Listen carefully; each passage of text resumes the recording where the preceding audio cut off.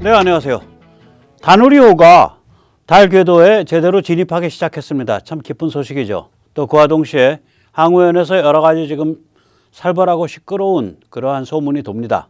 그래서 오늘 이 두 가지를 엮어서 말씀드리면서 우리의 우주개발 또한 항우연 어떻게 나아가야 될지 한번 같이 생각해보는 시간을 갖도록 하겠습니다. 예, 먼저 정말 오늘 기쁜 날입니다. 한국항공우주연구원 항우연이 다누리 위성이 달궤도 진입 첫 관문에 성공했다고 발표했습니다. 엄청 빠른 속도로 날아가는 다누리 위성이 목표했던 커다란 타원 궤도에 진입한 것이죠. 예, 우선 짧은 비디오를 보시겠습니다.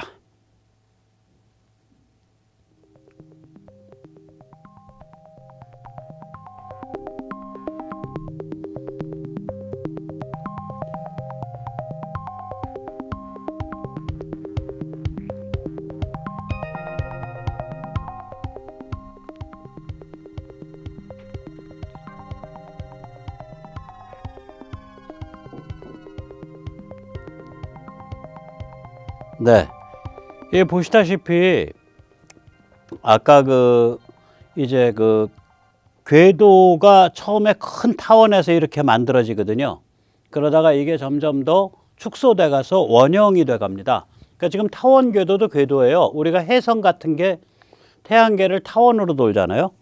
예, 타원 궤도도 궤도인데 이 궤도에 진입을 한 거죠. 이제 궤도를 이제 조금씩 조정해서 이 타원을 원형 모양으로 만들어 가서 마지막에는 달에 상공 한 100km 정도 상공의 원형 궤도를 만들게 됩니다. 그러니까 이 지금 좁혀가는 것은 처음 진입하는 것보다 쉽다고 합니다. 그래서 일단 첫 단계는 대성공한 거라고 생각이 됩니다. 그렇게 발표가 됩니다. 정말 기쁜 소식입니다. 아시다시피 이제 다누리에는 엄청난 센서, 엄청난 촬영 장비가 실려 있습니다. 세계 최강의 감마선 촬영 장비와 편광 촬영 장비입니다. 이것이 있으면은 이제 말하자면 달의 자원이 손바닥 안에 들어온 겁니다. 달 자원이 우리 손바닥 안에 들어올 수 있습니다. 우리가 아니라 아르테미스 프로젝트죠. 그래서 이제 근데 이 장비가 좀 나중에 완성된 모양이에요. 그래서 추가된 점이 있나 봐요. 그래서 위성의 무게가 증가하고 말았습니다. 그런데 이제 예약해 놓은 이제 위성의 크기나 무게, 그러니까 이 발사체 예약해 놓은 위성의 크기나 무게에 제약이 있으니까 이거 실어야 되냐 말아야 되냐 어떻게 해야 되냐 발을 동동 구르고 있다가 이거를 이 라그랑주 포인트라고 불리는 이런 식으로 그러니까 오히려 달로부터 멀어지는 태양 쪽으로 태양의 인력을 이용해서 가다가 한번 획 돌아가지고 다시 크게 달 쪽으로 다시 돌아오는 희한한 항행 항로를 생각을 한 거예요. 이런 항로로 간 적은 아마 다른 데서 아무 데도 없을 겁니다. 이것을 그래서 나사랑 같이 이제 논의를 하기 시작을 했어요. 이게 600만 킬로미터가 넘는 항행 경로라 그러죠. 그래서 이제 나사가 과외를 해줬죠. 그러나 수치를 계산한 것은 항우연이고요. 이렇게 가자고 말한 것도 항우연으로 알고 있습니다. 즉 나사는 조언을 해줬고 항우연이 주도를 한 셈이죠. 엄청 뛰어난 초보자 항우연이 엄청 훌륭한 선생 나사를 모시고 과외 공부를 한 셈입니다. 땡큐 나사, 잘했다 항우연. 그렇게 말해야겠죠. 자, 그런데 이제 항우연에서 기분 좋은 소식만 들리는 게 아닙니다. 이제 누리호 개발팀이, 누리호가 이제 발사체였죠. 예, 누리호 개발팀이 구조조정 당해서 타부서 발령이 나고 본부장들 몇 명의 임원이 이에 크게 반발해서 사표를 쓰면서 항우연을 비난하고 뭐 난리가 아닙니다. 그 사표 내용 뭐 이런 본부장의 말 이런 것들이 막 바깥에 보도가 되고 그래서 이 KBS의 보도 썸네일 제목을 보시면 살벌하잖아요. 누리호 성공 6개월 만에 아수라장이 된 항우연. 또 이제 이렇게 나가니까 제가 가끔 즐겨보는 분인데 이분이 가끔씩 좀 이렇게 좀 관점을 달리할 때가 있어요. 밀덕 유튜버 하시는 분인데 이분 제목 뽑아놓은 거 보세요. 항우연 아수라장 누리호 누리호 주역 잘렸다. 우주개발 핵심 조직이 해체됐다. 이렇게 뽑아요. 그래서 이게 굉장히 자극적인 그런 얘기가 나오는데 이것만 보면 마치 윤석열 정부 들어서서 항우연 내부에서 피해 숙청이 일어난 것처럼 보입니다. 항우연 내부가 엄청 흔들린 일처럼 보입니다. 그런데 과연 그럴까? 다른 관점은 없을까? 이런 생각을 좀 해봅니다. 그러나 이것만 보면 일단 아니 불과 몇 달 전에 누리호가 발사에 성공해서 온 국민이 감격했었는데 이게 웬 날벼락이란 말이냐 이런 생각이 들죠. 그러면서 이제 이 기사에는 그런 것들은 없지만 결국에 가서 사람들이 짐작하는 거는 어떻게 짐작할 수밖에 없냐면 윤 정부 들어서 뭔가 최고 경영진이 낙하산으로 꼽혀가지고 그래서 이 최고 경영진이 마구 칼을 휘둘러서 생무식한 숙청이 벌어져서 정말 이때까지 개고생하면서 꾸역꾸역 그 누리호를 성공시킨 그 인생을 걸고 희생하신 그런 분들이 숙청당한 거 아니냐 뭐 이런 생각이 들 수밖에 없잖아요. 보통 우리 사람들은. 근데 사실 저는 그것과 상당히 다르다고 생각을 합니다. 예, 그 얘기를 오늘 좀 드리려고.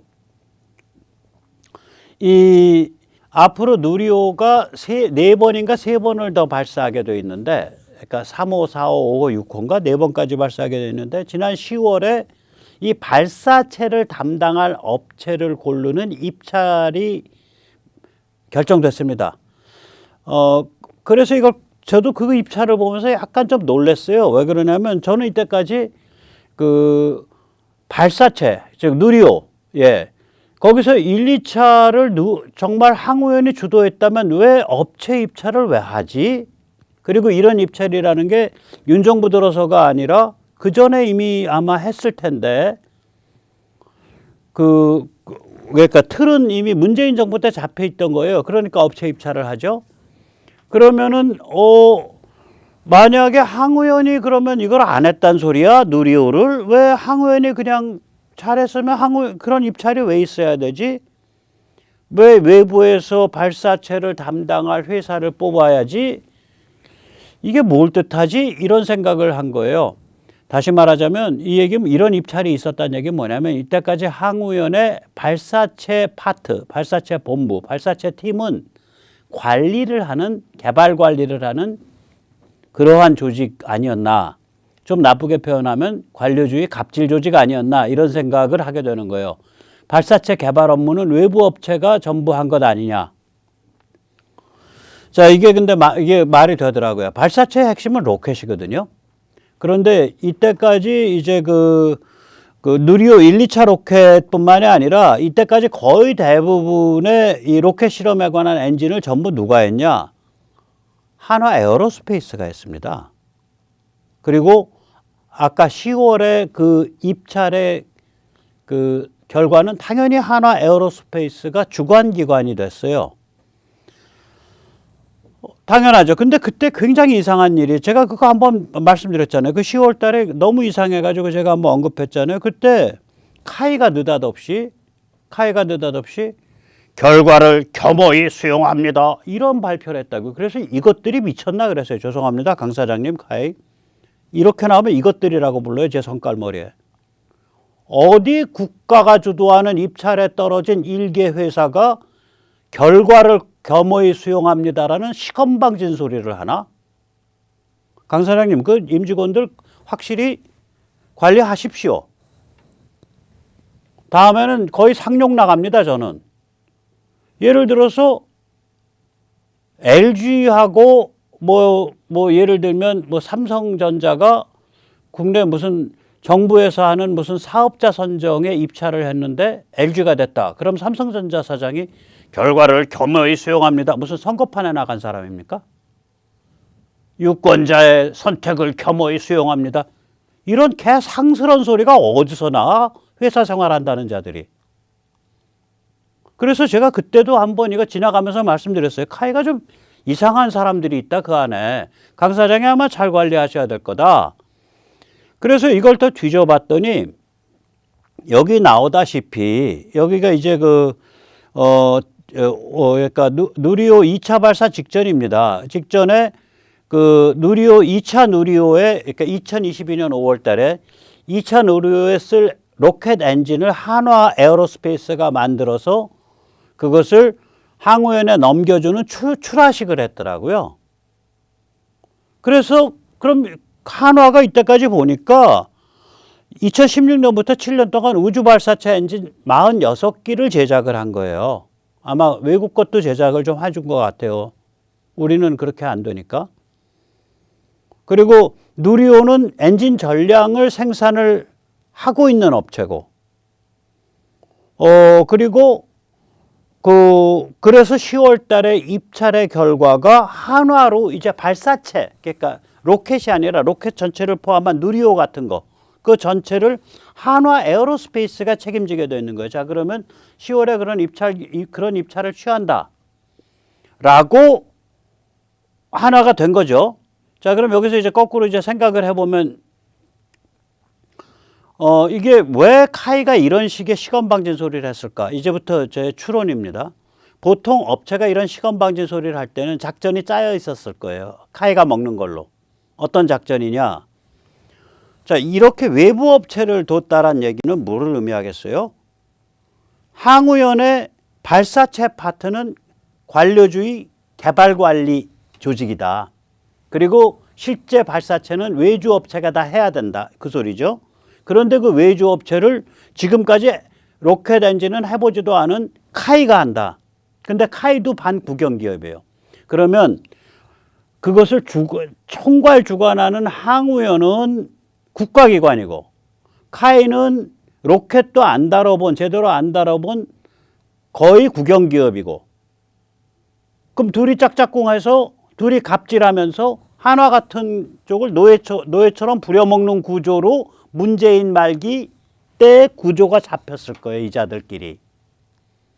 그러다가 정권이 바뀌면서 그 입찰에서 이때까지 개고생해온 한화 에어로스페이스가 먹게 되니까 카이는 카이대로 심통이 나가지고 결과를 겸허히 수용합니다. 이런 개상스러운 소리를 하고, 그렇게 입찰에 의해서 앞으로 발사체를 하는 주관기관이 한화라는 민간기업으로 바뀌니까 당연히 항우연 내에 발사체 파트는 할 일이 없어지죠. 당연히 구조조정이 있는 건데, 그것에 대해서 그때까지 직장생활에서 밥을 먹어왔다는 본부장이란 자가 사표를 쓰고 그 사표의 내용이 언론에 공개가 되고 난리가 난 거예요. 저는 그렇게 추론이 됩니다, 이게. 아이고, 참. 그러면 그동안에 그 항우연의 발사체 팀에서 뭔 짓 했냐? 저는 예를 들어서 누리호 1차 실패했었잖아요, 작년 말에. 그거 발사체 팀에서 잘못해서 실패한 거라고 생각을 해요. 이게 뭐냐면 발사체의 핵심은 로켓이죠. 누리호 1, 2차에서 로켓은 한화 에어로스페이스가 만들었죠. 근데 그 로켓을 가져다가 주변에 연료 탱크 붙여가지고 이제 그 발사체를 만드는 거는 항우연이 했겠죠. 근데 작년 말에 실험 실패했을 때 뭐냐면은 그 로켓으로 연료를 밀어 넣는 작업을 해줄 거예요. 아마 이게 헬륨 가스 통이 덜렁거려가지고 잘못돼가지고 헬륨이 미리 다 새나가서 마지막 판에 추력이 부족해가지고 실패했잖아요, 작년 말에. 아니, 그래 놓고 본부장이란 양반은 사표도 안 쓴 것 같은데? 그 몇 년씩 걸려서 준비했던 거를 그 가스통 하나 잘못 만들어서 실패한 거 아니에요? 연료가 아니라 헬륨 가스통.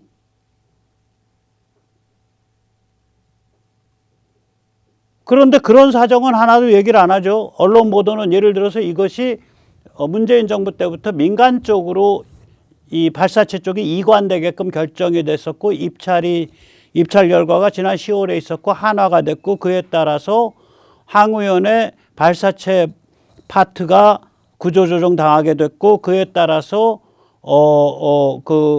인사이동이 있었고, 또 그것과 관계돼 가지고 발사체 그 파트는 누리호 1차 실험 때 엉뚱하게 그 헬륨통 잘못 만들어 가지고 그 아까운 발사체가 거의 다 올라가서 마지막에 기력이 쇠진해 가지고 연료가 제대로 공급이 안 돼서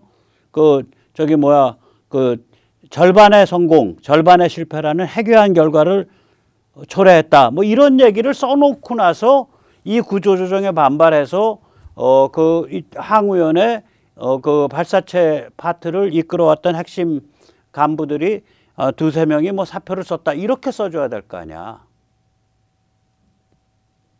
그런 거 없이 마치 읽으면은 또 들으면은 윤 정부 들어서 무슨 낙하산 인사 비슷한 거에서 피바다 이상한 그 참 무고한 사람들을 무고한 만고의 그 공을 세운 공신들을 마구 잘라낸 것 같은 그렇게 하니까 이거는 완전히 국민을 바보 만드는 짓이죠. 제가 그래서 아까 그 말씀드린 그 유튜버, 밀리터리 유튜버, 그분 정보가 굉장히 빠른 분인데, 그분 거 제가 볼 때는 관점은 조금 유보를 하고 정보를 중심으로 해서 봐요. 가끔 이런 좀 이상한 관점을 가질 때가 있어요. 제 입맛에는. 자, 여기서 세뇌 탈출 자유구독료 부탁 말씀 올립니다. 아시다시피 세뇌 탈출은 광고가 잘 붙지 않습니다. 붙더라도 좀 늦게 붙는 경향이 있습니다. 도와주시면 보다 좋은 컨텐츠로 찾아뵙는데 커다란 힘이 되겠습니다. 예, 그래서 이제 우리가 이 발사체 사업은요, 굉장히 역동적인 민간 기업 영역입니다. 예를 들면 나사가 이제 발사를 하는 건 실험용 로켓, 연필같이 가느다란 거, 그거밖에는 발사를 안 해요. 나사는. 그러니까 우리 항우연에 해당하는 게 나사거든요. 그러면 이 발사체 누가 하는데 뭐 한 두세 개의 민간 기업이 하는데 그 중에 이제 압도적 1등이 스페이스X죠. 따라서 이 발사체 사업은 잠재적으로 스페이스X에 대한 경쟁 사업이에요.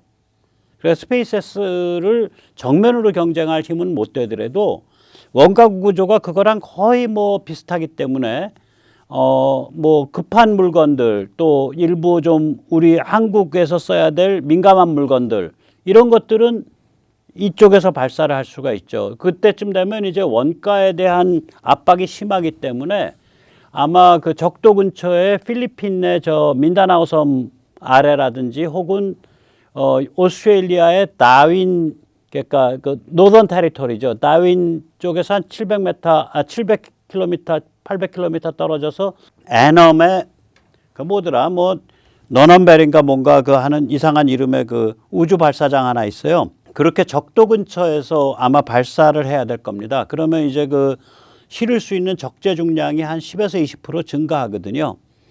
퍼센트는 정확히 모르겠습니다. 아무튼 증가합니다. 그래서 이 발사체 사업은 역동적인 민간 기업의 사업 영역이고요. 이제 윤석열 정부 이거 잘한 겁니다. 첫째는 이제 그 로켓뿐 아니라 발사체까지 민간 기업에 맡기는 구도를 계속 밀고 나간 거 그거 잘한 거고요. 둘째는 그 이제까지 로켓을 개발한 한화 에어로스페이스를 선정한 것 잘한 겁니다. 이 발사체 사업은 스페이스 X와 결합해야 되는 민간 사업이고요.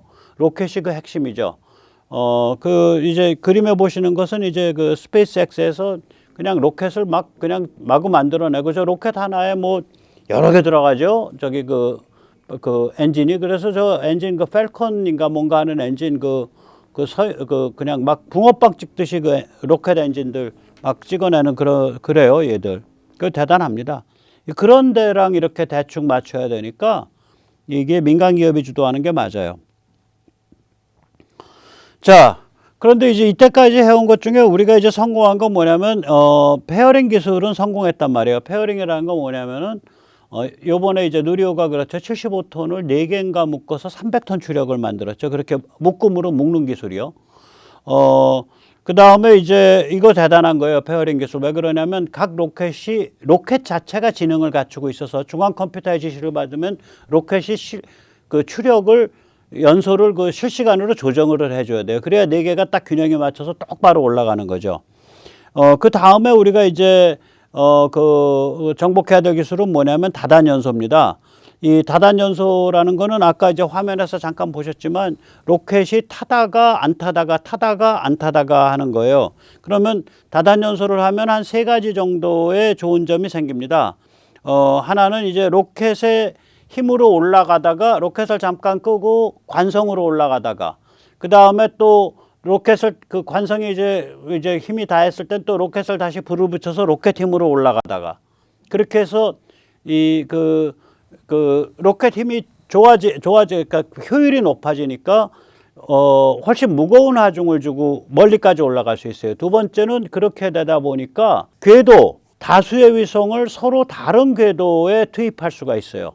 뭐 500km 궤도에 투입하고 700km에 투입하고 1000km에 투입하고 1500km에 투입하고 이런 식으로 계속 날아 올라가면서 그 다음에 이제 세 번째는 특히 1단 로켓이 그런데요. 로켓을 떼다가 이제 연료를 좀 남겨놓고 분리를 하면 그 1단 로켓을 다시 지구상으로 귀환시킬 수가 있어요. 그때 귀환을 할 때 우리가 그냥 뭐 낙하산 달아가지고 적당하게 무슨 바다에 떨어뜨리는 게 아닙니다. 딱 정해진 딱 정해진 포인트에 정확하게 다시 돌아오게 됩니다.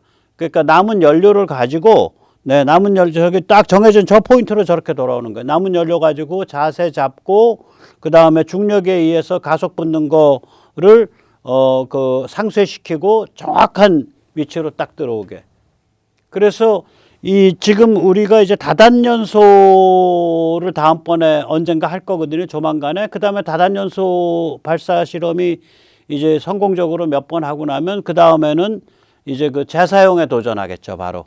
예, 그렇게 되면 이제 그러니까 저거만큼 이렇게 효율적이지 못할 수 있어요. 스페이스X만큼 세계 1위 기업이니까. 그러나 그것의 한 70~80%까지는 효율이 나올 경제성, 그러니까 따라갈 수 있으니까 나머지에서 좀 돈을 덜 번다든지 혹은 다른 데서 절약한다든지 해서 사업이 될 수 있는 거죠.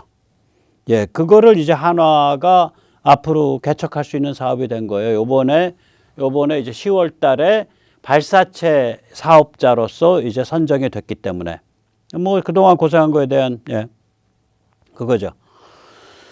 자, 그렇습니다. 그래서 이제 로켓뿐 아니라 발사체 전체가 민간으로 가는 것도 맞고 또한 그 민간 기업으로 한화 에어로스페이스가 선정된 것도 좋은 선택입니다. 저는 제대로 이제 정리되어 가는 편이라고 생각을 합니다. 항우연에는 손을 놓아줘야 하거나 혹은 다른 파트너에게 주도권을 내주고 항우연은 서브 역할을 해야 될 사업들이 좀 있습니다. 예를 들어서 항우연이 헬기 날개를 하거든요. 그게 고흥에 실험실을 두고 항우연이에요, 그거는 이제 카이의 헬기 파트에 내줘야 하거나 혹은 항우연이 카이의 서브로 뛰어야 될 영역입니다. 이것도 지금 입찰 진행 중입니다. 이건 뭐냐면은 헬기에 대한 기본적인 앞으로 연구 개발을 주관할 회사에 대한 입찰이 진행 중인데 저는 그건 아까 카이 요구를 좀 했지만 그거는 카이가 가져가는 게 맞다고 생각을 합니다. 지금 헬기에 대한 기술이 여기저기 좀 흩어져 있습니다. 그러니까 카이가 좀 가지고 있고요. 그동안 500MD를 조립 면허 생산을 해왔던 대한항공이 좀 가지고 있고요. 카이는 많이 가지고 있고요.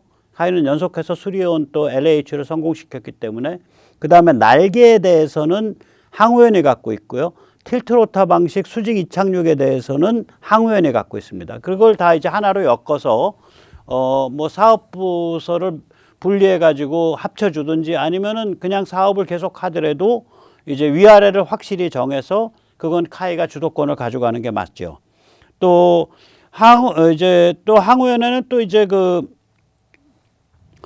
아까 말씀드린 이제 수직 이착륙 드론 같은 거가 있는데 그거는 이제 고급 드론 개발에 집중을 하는 카이라든지 혹은 대한항공 같은 데에 서브 역할을 해주거나 혹은 사업을 그쪽으로 통합시켜주는 게 맞다고 봅니다.